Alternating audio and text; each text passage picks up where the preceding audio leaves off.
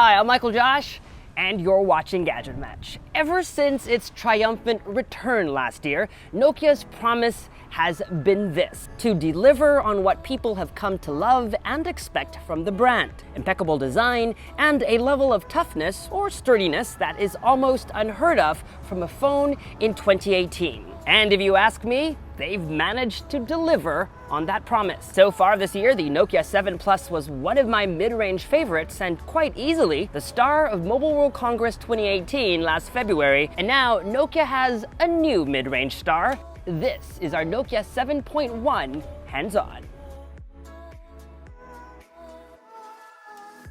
If you're already subscribed to this channel, and I hope you are, then I'm sure you've seen this video in which I said this: while we complain or focus on a lot of these factors, all of them combined contribute to smartphone prices getting higher and higher each year. Now, I'm really against the trend of phones above the $1,000 price point, even if I enjoy the latest and greatest available tech on the planet. Now, I'll admit this: I am rooting for the underdogs, the brands who hope to disrupt the mid-range segment with affordable flagships, the likes of OnePlus, Xiaomi, and Poco.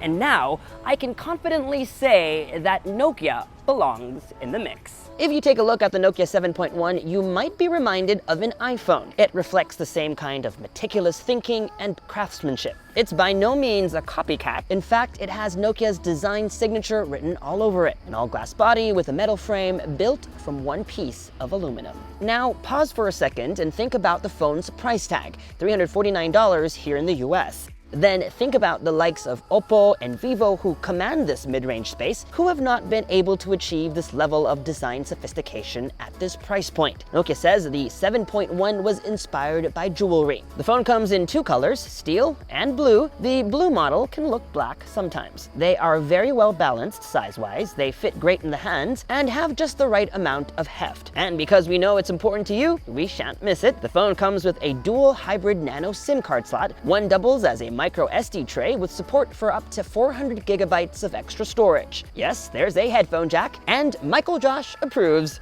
there's USB-C on this mid-ranger. Like Nokia's high-end phones, the 7.1 has dual Zeiss cameras. While you have two, one camera is only for measuring depth for background blur. New to this phone, however, is the ability to adjust the amount of blur while taking the shot. All you have to do is drag this slider like so. Here's a sample shot without blur and with blur. Nokia also says it's improved its autofocus speeds, but we'll need more time to verify if this is true. Nokia is still trying to keep its Bothy feature alive, letting you shoot photos and videos with both the front and back cameras at the same time. Now it's improved, letting you adjust the size of each window and shooting one frame before you compose the next shot. In the US, the Nokia 7.1 will be available with 4 gigabytes of RAM and 64 gigabytes of storage, although they also tell us that in other parts of the world it will also be available in a more affordable model with 3 gigabytes of RAM and 32 gigabytes of storage. That phone will retail for about $320 US.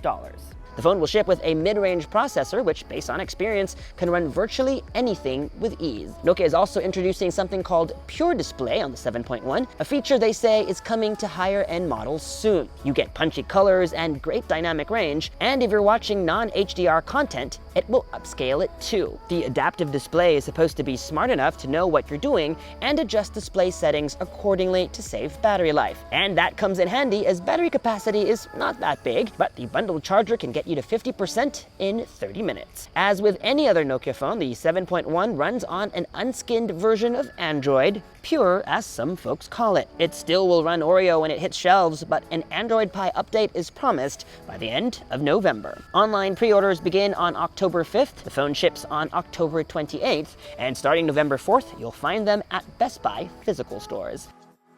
And that was our Nokia 7.1 hands-on. Stay tuned to the full review coming out on GadgetMatch.com real soon. We also have tons of videos coming out this month of October, so make sure to subscribe to our YouTube channel, follow us on social media, and make GadgetMatch.com your daily habit. Until the next video, I'm Michael Josh. Thanks for dropping by.